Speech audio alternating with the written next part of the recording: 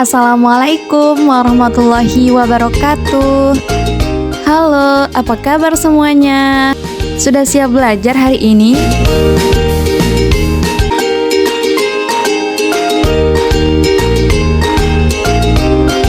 Di video kali ini kita akan membahas materi tentang ekologi.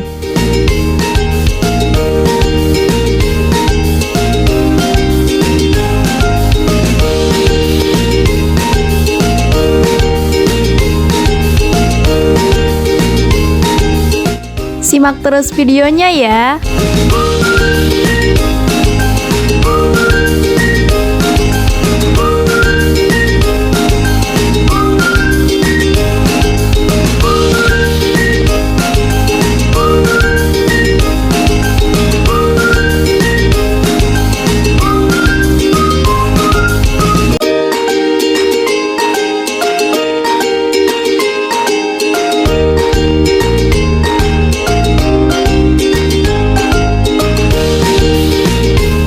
Pada materi ekologi ini terdapat beberapa topik pembahasan di dalamnya, yaitu komponen dalam ekosistem, pola interaksi dalam ekosistem,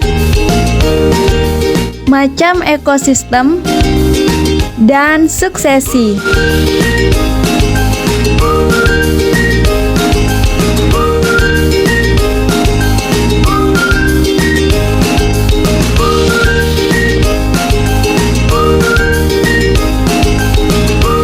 Ekologi merupakan ilmu yang mempelajari tentang hubungan timbal balik antara makhluk hidup dan lingkungannya. Sedangkan ekosistem adalah hubungan timbal balik antara makhluk hidup dengan lingkungannya. Jadi, ekologi merupakan ilmu tentang ekosistem.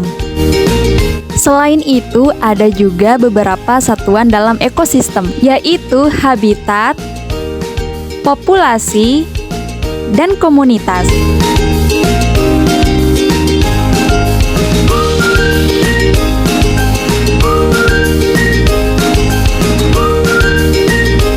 Komponen dalam ekosistem terdiri dari komponen biotik dan komponen abiotik.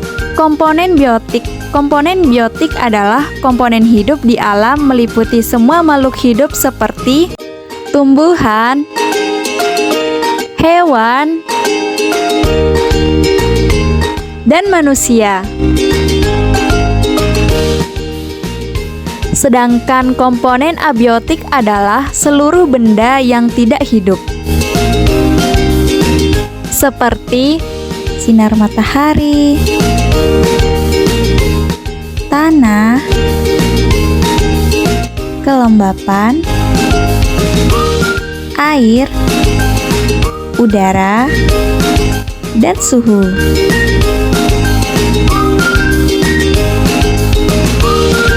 Pola interaksi dalam ekosistem yaitu interaksi antar organisme, interaksi antar komponen biotik, interaksi antar komponen abiotik, dan interaksi antar komponen biotik dan abiotik. Interaksi antar organisme terdiri dari netralisme, kompetisi, predasi, simbiosis, dan antibiosis. Netralisme yaitu hubungan di mana dua benda hidup tidak berdampak satu sama lain. Kompetisi yaitu pola interaksi dalam bentuk persaingan memperebutkan sumber daya yang terbatas yang juga dibutuhkan oleh dua makhluk yang bersaing. Predasi yaitu pola interaksi hewan yang satu memangsa hewan yang lain. Simbiosis yaitu pola hubungan timbal balik antara dua jenis makhluk hidup yang diuntungkan atau dirugikan. Antibiosis yaitu bentuk interaksi suatu organisme menghasilkan zat antibiotik yang menghambat atau mematikan organisme lainnya. Selanjutnya, interaksi antar komponen biotik, interaksi antar komponen abiotik, interaksi antar komponen biotik dan abiotik tergabung dalam proses rantai makanan, jaring-jaring makanan, piramida makanan, aliran energi, dan siklus biogeokimia.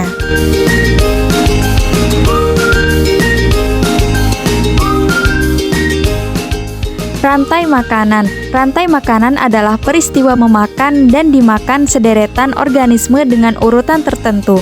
Dalam rantai makanan ini terjadi pengaliran energi atau transfer energi melalui sumbernya, yaitu tumbuhan.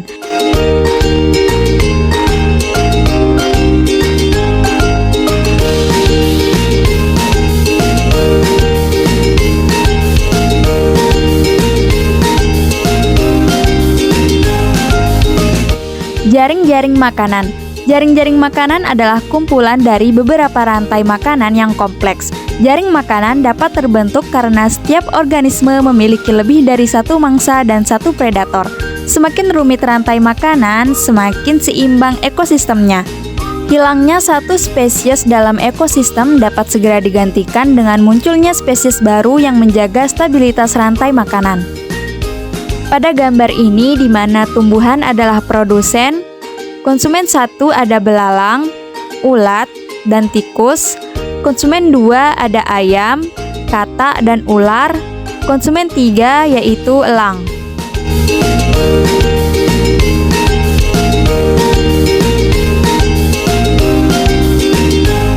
Piramida makanan. Piramida makanan terdiri dari 3 macam, yaitu piramida jumlah, piramida biomassa, dan piramida energi. Piramida jumlah memberikan gambaran jumlah individu pada setiap taraf trofi.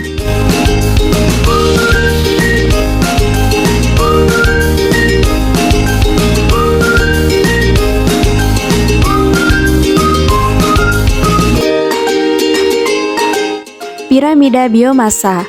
Piramida biomassa ini menggambarkan berat atau massa seluruh organisme pada setiap taraf trofi dalam kurun waktu tertentu dalam suatu ekosistem.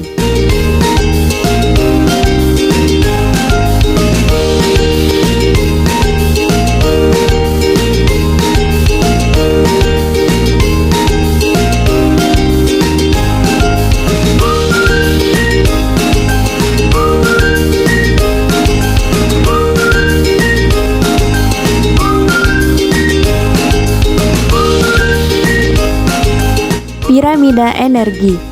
Piramida energi adalah yang memberi gambaran tentang perpindahan energi makanan yang melintasi semua taraf trofi.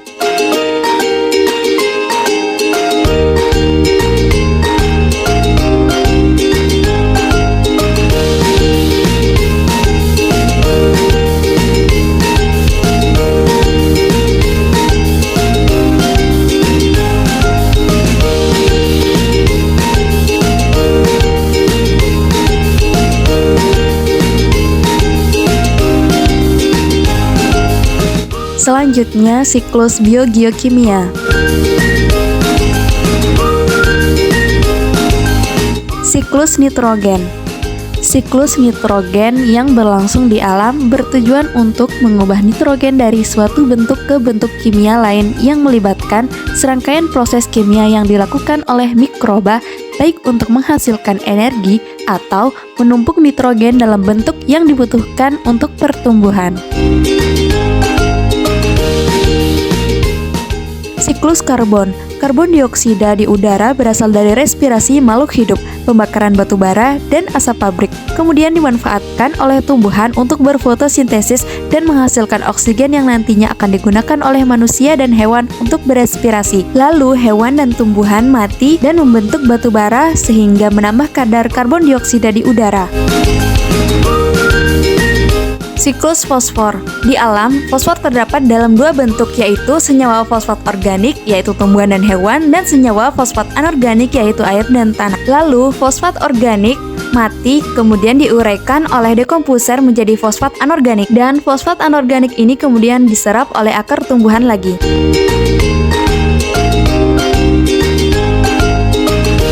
Siklus sulfur. Tumbuhan menyerap sulfur dalam bentuk sulfat. Perpindahan sulfat terjadi melalui proses rantai makanan. Lalu semua makhluk hidup mati dan akan diuraikan komponen organiknya oleh bakteri.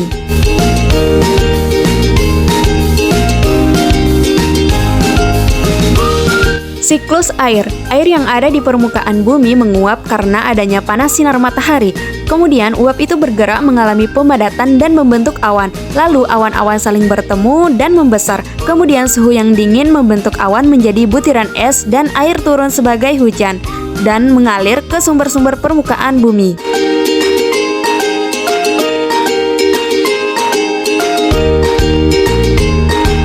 Selanjutnya macam-macam ekosistem, yaitu ekosistem perairan, ekosistem darat, dan ekosistem buatan. Ekosistem perairan. Letak ekosistem pantai berbatasan langsung dengan ekosistem darat dan ekosistem pasang surut secara geografis.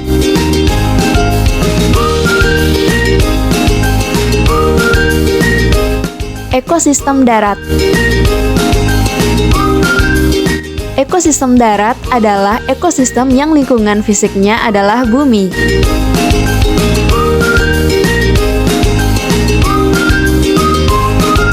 Yang terakhir, ekosistem buatan. Ekosistem buatan adalah ekosistem yang sengaja dibuat oleh manusia untuk memenuhi kebutuhannya sendiri.